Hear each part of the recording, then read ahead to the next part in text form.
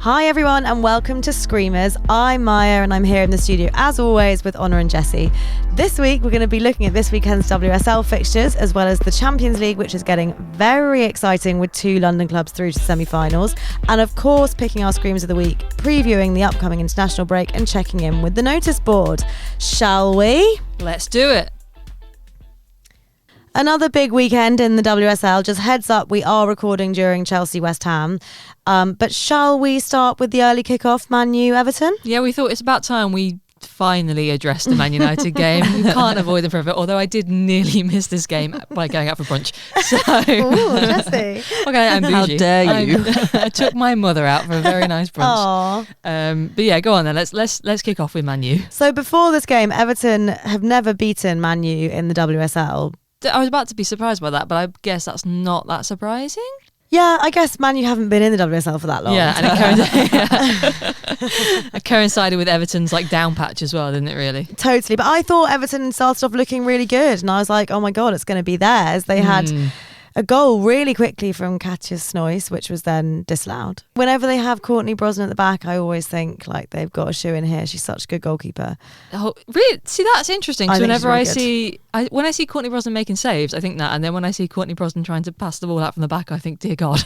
Yeah, I mean, she is given to a fumble. But I think I really made a mistake a few weeks ago by praising how Everton were doing better at playing out from the back, because this game really felt like a regression. Mm-hmm. It wasn't Brian Sorensen ball. No, not the Brian It did Sorensen start. ball we know and love. It started with Brian Sorensen ball, and then very, very quickly it seemed like they got scared and kind of stopped doing it. Yeah. And just then sort of handed it to Man U, I thought, in a way. It was like Man U turned their press against them. I felt like after sort of the 25th minute or so, we didn't really see Everton doing Everton things and pressing for the ball. They were just so deep the whole time. Yeah. Couldn't move the ball quickly, couldn't play it out from the back. And Man U kind of not coasted, but made it look quite easy from that It point could have on. been a much bigger scoreline, Yeah. I think. And actually, Kelly Gargo for Everton almost scored, but it was an amazing save from Fallon and Tullis Joyce, who is a great keeper as well. Yeah. Love Fallon. Yeah, she's great. But it does seem like Man U are really marching towards that Champions League spot. I think they've got it not locked down, but it'd take a lot. I think they two more wins and they're secure, I think, in the Champions League spot. But they have really tough fixtures from now on. They've still got City, Arsenal and Chelsea. So. Okay, so that is actually going to be quite hard to sew that up for them. They could be quite a fumble, actually. And also Galton going off. I hope that's nothing serious, because she played, her ball for Clinton for the second goal was brilliant, and she was, I thought, really good all game. So hopefully that was just a... And I think Bizet picked up an injury as well. Hopefully they're fit and fighting, because I like an exciting run in, and it feels like the Champions League race is kind of all we really have to get excited for at the minute. Well, come on. Not quite. In the league, at least, maybe. Yeah. And so another team chasing top 3 is Man City, and they went down to Brighton this weekend. Brighton, I think, are looking really good. That Nikita Paris, Frank Kirby link up, I'm into it. It's working. Well, it's not working that well because they lost, but but they had some really bright moments, actually. I thought Brighton definitely pacey attacks. Yeah. It felt like a pinball game of counter-attacks. It was really end to end. Yeah, it was really was. It was exciting. Yeah. It was a really exciting game. Definitely the game of the weekend, I think. Love that Kasparov scored her first ever WSL goal. Oh, was it her first ever? Yeah. Good for her. Couldn't believe that when they said it. I was like, surely she must have. I know, she's always up there, isn't she? She's always up there. She is. How's she not scored before?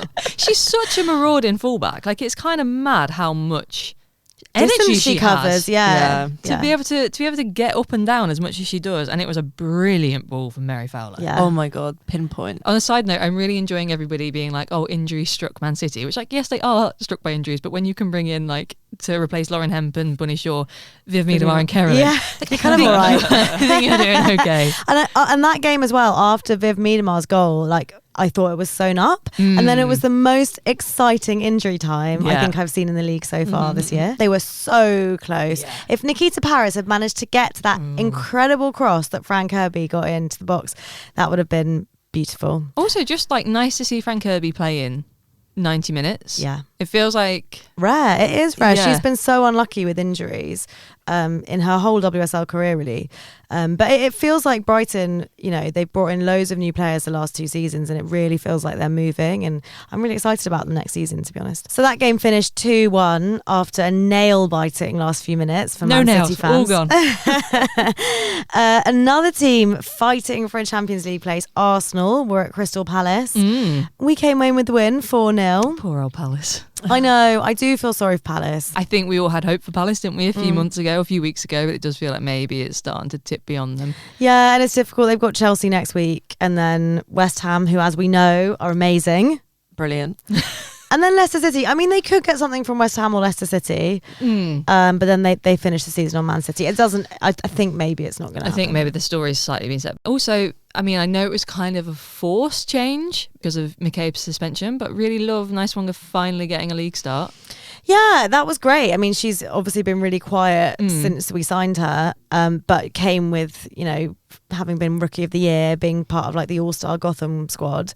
So yeah, really nice to see her playing. I thought Chloe Kelly was amazing today as well. I was really surprised by how little Renee rotated this game. That was my immediate thought upon seeing the lineup. I was like, it's Crystal Palace and these players have been playing basically every game. And most of them are going off now and we're going to have like quite a busy international period. You don't need to be starting Chloe Kelly, Beth Mead, Russo. Could have started Kafaji in that game. You could have started Katie Reid. Like, I think it would have been fine. You've got the senior players who can come on at half time if you need to. I'm also wondering why Kyra Cooney-Cross, I know that I go on about her, but she's such an incredible player. She hasn't been in our starting 11 for the last few games, but she has been so incredible for our side in the last few months. So I've been really surprised by that. I don't know whether they're just like managing minutes, whether she's a bit ill. I don't know, like could be like fatigue catching up with her. Yeah. I mean, there is enough good players within the squad and there were some great goals. Did Beth Mead, do we think she meant that fourth one? I don't know. I mean, like, it's not the first time this season that she's done that. When I watched it live, I was like, oh no, that was definitely by mistake. But then when I watched the replay, I was like, that's kind of a crap cross. Like, who's that going to get to? Do you know what I mean? It's better to claim it was a shot. Because it was a great shot. Yeah. I mean, I think her first goal was better. Like, her first goal was stunning. I just saw the assist from Kelly for the first goal was so good. That cross. Oh, I'm loving how Chloe Kelly is like, the move has worked perfectly, isn't it? She's grafting. She's got something to prove. Yeah. She's obviously having fun. Yeah.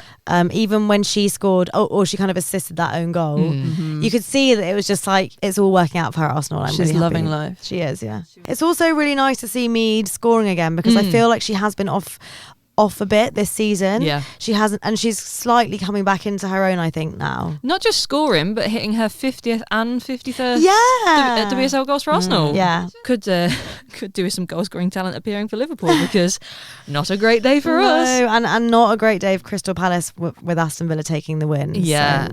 I'm really sorry, Palace, that we couldn't do more for you there. It was, I'll be honest, it was not a great match to watch. Like, if you haven't seen the highlights, I wouldn't really bother going back to watch them. Like, quite a dull, very scrappy, very sloppy from both sides in the first half. Like, most of it was sort of played in that middle third. If I saw our midfield let one more half-assed pass go, I think I was gonna absolutely kick off. And then the second half, no one took the game by the scruff of the neck on either side. And I could understand, not maybe, but I was less surprised by that from a Liverpool's perspective than I was from Villa. It's like, because you need to take this game by the scruff of the neck. Everyone looked tired. And then it was a penalty for Liverpool and a really well taken pen. Herbinger sends Sabs D'Angelo the completely wrong way. And then Kirsty Hansen came on and it was like, oh, that was the injection that this game needed. Yeah. Someone to take the game and be like, fuck it, I'm having it. Because comes on, scores with like basically the first thing she does. Missy Bokern's the traitor. Traitor, you're not going to be allowed back in Liverpool.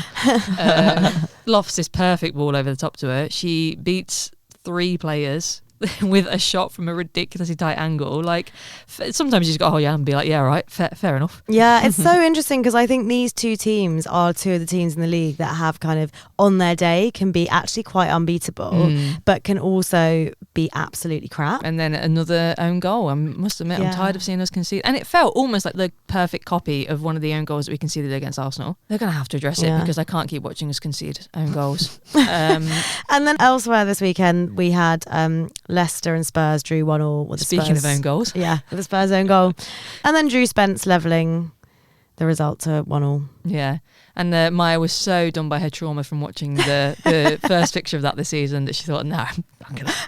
It's really hard when all the games are at the same time. It's like, how do you decide what game you're going to watch? It feels like that really needs to change for next season. Like that's going to, like, the game is not going to grow if people can't watch across the league. And I think you're really good at being able to sort of focus on multiple games at the same time. But genuinely, if I do that, I just don't know what's happened in either game. I can't get an overview of how teams are performing at all. You don't see me in the 5 minutes after those matches of Endo and I'm just sort of staring at the wall like, oh my God, I'm so stimulated by all the football. Like my girlfriend having to gently be like, let's close all these laptops now so you don't have to watch anymore. The magic of watching a game is not the same when you're not watching it live. Yeah, and I think fans of like rival clubs, like especially now when we get to the moments like the running, you want to watch your team and then watch how your competitors are doing. Or like you want to see what's going on. At least, you know, with the Champions League, for the second legs of the quarterfinals, we got to see that they were spaced out quite nicely over the 2 days. We were all there in person. Wednesday night. So yeah, that was the second match on Wednesday. The first one was Lyon's demolition job of Bayern Munich, which looked like it might go the other way for the first very beginning of the game when Bayern Munich scored. And then Lyon were like, thank God, sorry, you're not coming to our gaff and embarrassing us. No, we're not having this. I'd love to see Bayern really go all the way, but not this season, clearly. And then Wednesday night at the Emirates. Have you recovered from the high yet? I have to say, it was actually really stressful. The starting 11 came out and I wasn't sure about it. Was that because Kim Little was in the starting lineup? It was because Kim Little was in the starting lineup. I have to say, I actually think she played really well. I thought she had quite good control of the game. She was really calming it down. I think her experience really showed, and actually she was a real asset, I think. We didn't score in the first half, and it was a classic a recent Arsenal story of being able to get the ball into the final third and then just not being able to get through the low block and then getting hit on the counter. And we were really lucky that none of their chances converted because we had Daphne Van Domselaar pulling off some unbelievable saves. Got the standing ovation for that double save. I think one of which was like with her face. Insane. It was absolutely amazing. Watch it back on the internet if you can find it because it was amazing. But also, you know, Steph Catley running across the pitch to like stop Linda Caicedo in her tracks. Like, thankfully they didn't manage to score, but we were doing that thing of trying the same thing again and again and again and not being able to get through a low block, and that is an issue that Arsenal have. Real Madrid was so happy to sit there and let Arsenal do that. And I want to know who at half time gave them a bollocking. Do you reckon it was Renee, or do you reckon it was Mariona Caldente being like, I'm not losing to Real Madrid again. I'm not having this. And honestly, thank God, like the second half they played so well. I saw in the interview afterwards, Alessia Russo was saying she should have scored a lot more, and actually I agree, because she missed a lot of opportunities, but she was great. Like, she was amazing, and all the goals down our end, which is also, you know, a delight. It's so nice of them to wait for the second half. The real win is that we all finished our pints in time to be able to get back and see all the goals. Exactly. Well, actually I missed the first one. Well, but I thought not real fun. I thought Emily Fox was amazing. Yeah, she is such a hard worker. I think she's honestly one of our best players at the moment. I love that Mario scored. It felt fated. Yeah. And then on Thursday night, it was finally, guys, we made it. We made it to the end of the endless Chelsea City cycle. The four legs. The fourth one arrived. I'm actually so sad it's over. I know, it was weird this weekend. There was no Chelsea Man City fixture. Did you see that Bon Pastor was asked, like, would it be strange to see somebody who wasn't Nick Cushing on the sidelines? She was like, I like him, but I'm ready to see someone else. I'm ready to move on. I really think Rianne Skinner should have turned up in a Nick Cushing mask just to like mess with Tanya. Chelsea just came out like, it was so obvious from the very beginning of that game they were going to win that game. They were ferocious. They were pacey. Raring to go. Yeah. It was so interesting contrasting how Chelsea came out, because same deficit as Arsenal versus Real Madrid. Mm-hmm. And watching how Chelsea came out just like at 100 immediately. Like we're gonna get this game back. Oh, Man City didn't have a moment to catch their breath. Yeah, it's the exact opposite. Like, put 3 goals away in the first half and then you can breathe. Whereas Arsenal, it's like, no one can breathe until the second half. Then we'll score 3 goals. It's getting more and more tense. Like, oh God. They really figured out the Carolyn conundrum. Yeah, definitely. Because she wasn't anywhere nearly as dangerous as had been. No, and also City's back line didn't look dangerous at all. They were just being like carved apart by Chelsea. Yeah, it was impressive. It was really impressive. It was really, I think, some of the best football I've seen Chelsea play, actually, which is saying a lot because they do play quite good football. Actually, I wonder if losing that first leg to City was like the best thing for them, because it made them realise that, oh yeah, we can just fucking demolish people. Yeah, exactly. Like, let's remember how we can do that. Yeah. Ahead of, you know, who may come in the semi-finals, which, surprise, surprise, was Barcelona. Poor old Wolfsburg happened to be the bounce back from the first Clasico loss. Rip. Yeah, Wolfsburg. that is a 10-2 aggregate scoreline. If anything, it flatters Wolfsburg as well. they were like, Barcelona were amazing, but Wolfsburg were not good. They do look fantastic. So yeah, unsurprising through, and so it'll be, what is it, the 180th edition of Chelsea Barcelona in a knockout stage of the Champions League. But I think this year, more than any year, it's what happens when the unstoppable force meets the immovable object. I feel like this is Chelsea's year. I actually think so too. Like, Yeah. Chelsea. I hope so. Yeah, I know. I think the Barcelona domination needs to end. And I also think Chelsea have got this like, they haven't lost in the league this year. Yeah. They have got the mentality, they've got the players, they've got the tactics. Like, I actually can't see them not getting to the final. And as weird as, like, after them just demolishing Wolfsburg with that many goals, it does feel like Barcelona are maybe not the, like, unstoppable Barcelona they once were. They're really not. Like, we've seen teams beat them this season, and Real Madrid recently. Yeah. It just shows their weaknesses. Totally. They And, do you know, exist, but teams are scared to even try to exploit them. remember Man City beat them in their group stage. That was a mega performance. What are your predictions for Arsenal-Leon in the other semi-final? Ooh, I think it's going to be really close. Yeah. And really tough. Low scoring, probably.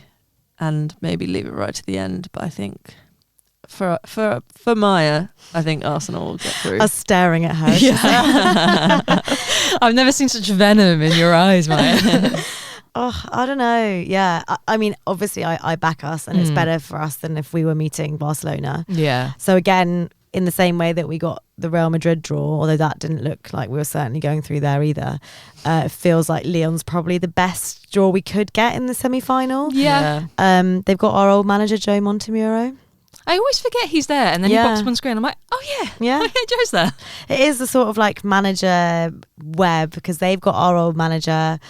Chelsea have got Their Lyon's old manager. Yeah. It is mad. I mean, I can't actually predict where it'll go. I think the first leg will be a draw.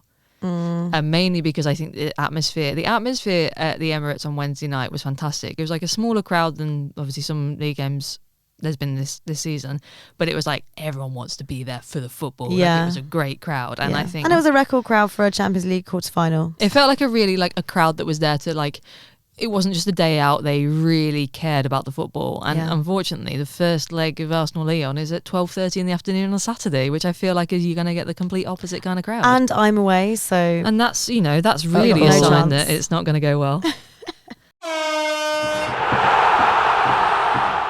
And the time has come for us to pick our Screamers of the Week. So last week's winner was Jessie. Me and the NWSL centre-backs, I think I've identified how you win Screamer of the Week, and it's pick an NWSL goal. They are just elite. They're so much better than WSL in that respect. Yeah, in that respect. I mean, just having sat through Utah Roars versus Kansas City Current last night, I'm not sure there's lots of other respects. But... Okay, so Jessie, do you want to go ahead and pick your Screamer of the Week first? Yes. So first off, honourable mention to actually a goal that was sent to us by How's Your Touch, the Scottish podcast that we've shouted out a bit, tagged us in a goal from Brenna Lavera. I hope I'm pronouncing that right, from Glasgow City. I don't know how the swerve on that ball to take it, again, it's one of those really tight angle shots, and then it just sort of looks like it's going to shoot way past the post and then swerves in, bends in, Love top that. bins. It was a beautiful goal, and I think it took Glasgow top of the table this weekend. But my Screamer of the Week is actually from Barcelona's demolition job of Wolfsburg. It's Claudia. So many to choose from. Yeah, I know. What a little buffet. It was Pina's free kick, Yeah, which this was amazing. an incredible free kick, but also the comedy value of, because it hit the post and went in, and just the Wolfsburg keeper looking out for where it's rebounded out to. It's like, no, baby, it's in the goal behind you. Like, it's been scored. Mama, there's a ball behind you. I just thought, A, incredible. B, you don't often see a comedy value goal in the Champions League. So that is my pick. Nice. Who are you going for? Lovely. I am going for Beth Mead today in the girl. WSL. So her first goal, Mm. which was a lovely volley from a supreme Chloe Kelly cross. You love a volley. I do. I need to do the stats at the end of the season, but I feel like you have picked half of volleys. Yeah, there's something so satisfying about them. They are Anyway. such like a screamer, like inherent screamer though about a volley, isn't there? It's like, oh, Yeah. That should be the new sound effect for our screamers section. I'm choosing our Screamer Factory, Rusha Littlejohn. I feel like she's gone over to the Irish Premier Division with something to prove and just been like, do you know what, Carla? Hang on, let me just roll out the scroll of people Yeah, that I've exactly. got to prove a point to. Exactly. I was like, who am I going to pick? Carla. She scored, an epic goal from the halfway line against Galway United. It's amazing. I don't know From where kickoff? I don't know where she's pulling these out from. Yeah. It was like the kind of goal that gets scored in five-a-side. Yeah, Except but on a full surface pitch. Also, doesn't even take that much of a run up. Like, it's pretty much a standing start. Yeah, it is. And also, does anyone else know she was going to do that? No. no, her teammates. Do you think? Do you think they did? I think someone did because there was someone else in the circuit with her. I don't know. It was just mad. It was was- insane. It's quite unbelievable. And it's also like skills. It's amazing. And like the Galway keeper wasn't that far off the line No. either. And also the Galway keeper had a long time to get to that ball. I really think we have collectively decided which is the screamer. But if you disagree, we will be putting the clips up on Instagram. For We to know take a you hate watch. being told who to vote. Yeah, well, it worked that one time. We will put the clips up on Instagram for you to take a look at, and you can vote on Spotify and on Instagram as to who is your screamer of the week. But you have from Honor, Beth Mead. from Maya, Rusha Littlejohn. and from me, Claudia Pina. So we are heading into another international break, actually the penultimate one before the Euros in the summer. So very much in the spirit of how all fixtures seem to be happening this season. England have got a double header against Belgium, home and away. And I reckon this is probably going to be when we start to see Serena's final thoughts, or at least, Should be. the blueprints of the final thought. Before we start talking about the matches in general, what did you think of the squad? Yeah, I thought it was interesting. Obviously, the addition of Maisie Simmons. It's interesting she's putting someone completely new in so close to the Euros. And no one really anticipated that either. I don't know about Brighton fans who have been watching her regularly. Did you expect it? Because I don't think anyone else did. None of us. I loved how cute the all like the videos that Brighton were putting out, and like Oh my the God. photo of Fran Kirby's, Nikita Paris's, and Maisie Simmons water bottles. I was like, oh, this is so cute, but it was very much like, okay, this Yeah. Yeah, I guess also saying something about Brighton and their movements this season, that they've got Kirby, Paris and Maisie Simmons all called up to the squad. yeah. Yeah, it's nice to see Fran Kirby back after she was injured. It's kind of amazing that she's still going strong and being called up for England. Nikita Paris back again, even with Kirby being in the squad. So that's nice to see. That's a good point, actually, because that's what we said last time, wasn't Yeah. it? That would she have been in the squad if Kirby was available? But now they both are. And I think it's probably a lot to do with how they've been playing together as well. Like really showing off each other at their best. Like Yeah. they play really well together. So I guess when you have such a short window, it is good to be able to rely on those like club link-ups, isn't Exactly. it? The club connections. Yeah, like now, Chloe Kelly Yeah. with Russo and Mead. I mean, it does look like it's going to be a very dangerous front line. It's quite funny though, because we've been calling out for Serena to try new people, and then just decides, hey, we've only got 3 months left. Yeah. I'm for someone new in.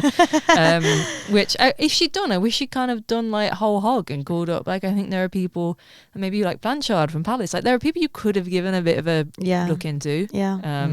But yeah, I don't really understand. That feels like the one area of the England team that doesn't need tinkering or tweaking with is defence. So I don't really understand why we've called up quite so many defenders. Can only assume we're returning to the era of Millie Bright's golden boot and playing her up front. Because why is there so many defenders? Kiara Keating's also back in the squad since she was kind of mildly, gently demoted to the under-23s for a while.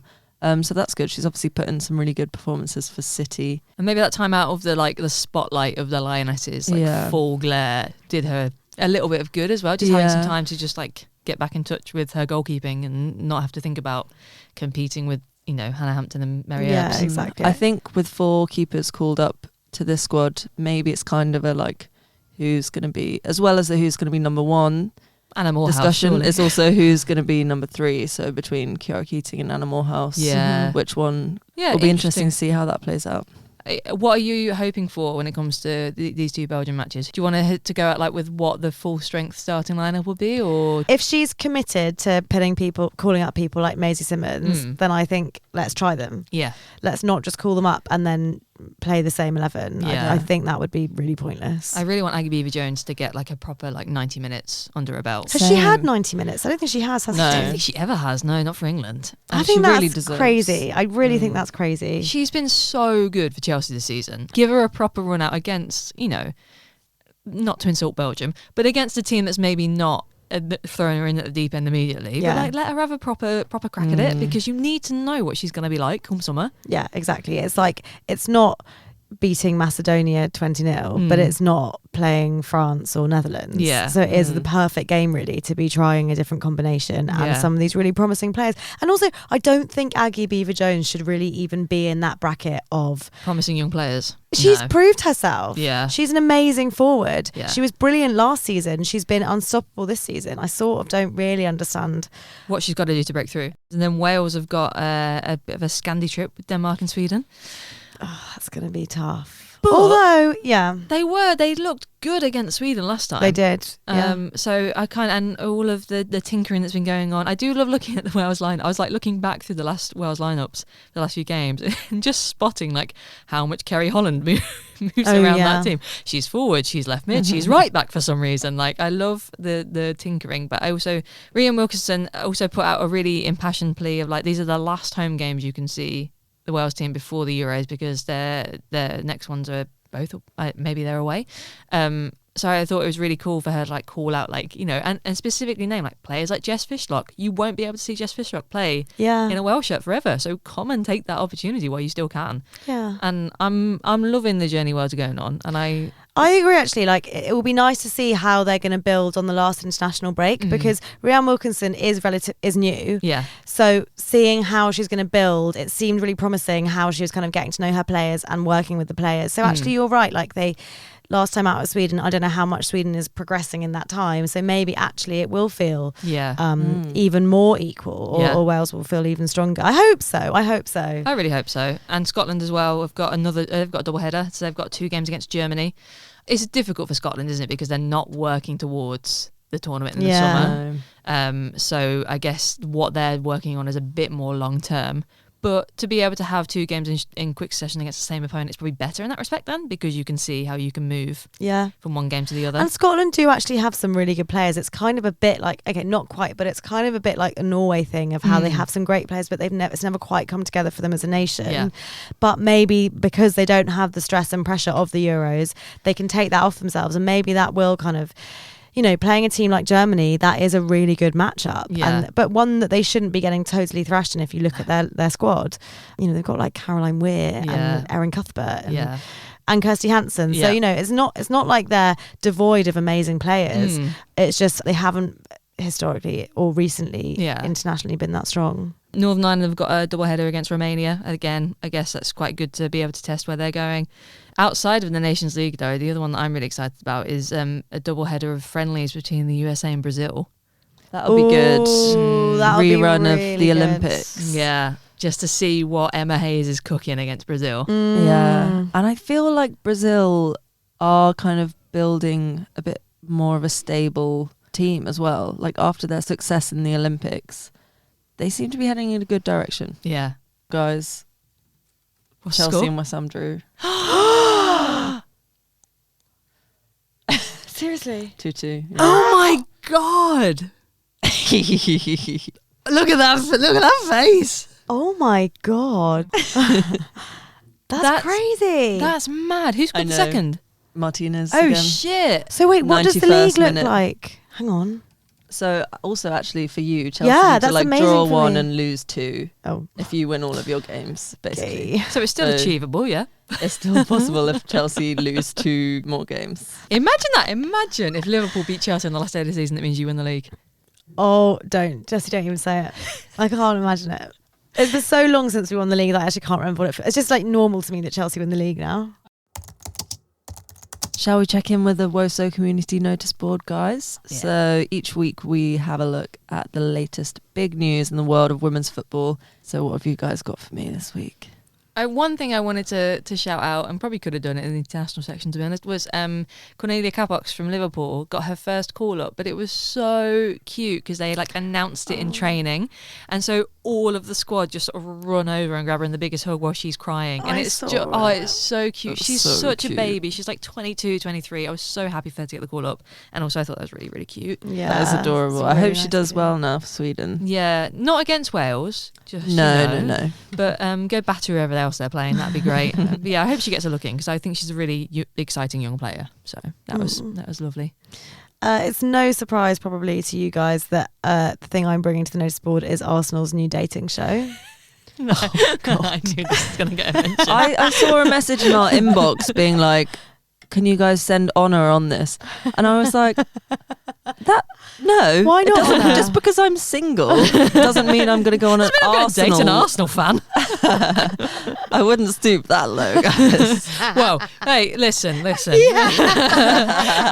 I'm going to gently back out of this discussion so as not to get myself into trouble when I go home. I actually don't know how it's going to work, but I do think it's really funny that they're doing this. It's like, the kind of only club weird. that could. Yeah. It's absolutely the only club And that even could. then, I'm not sure. I saw a funny tweet that was like, wow, this is so deeply cringe. Does it apply to the players as well?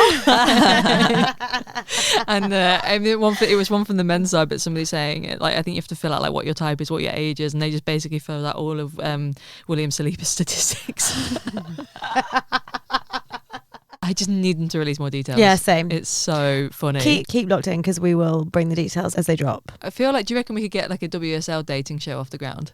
I feel like that is absolutely something that somebody. I I agree. don't know how that would work, but I'm in. You've got to like, I don't know, it's sort of like esports but dating. Like there's a representative for each club, and like the Guardian's blind date, and it's just like a Chelsea fan and a City fan just paired up to go and watch all four legs together.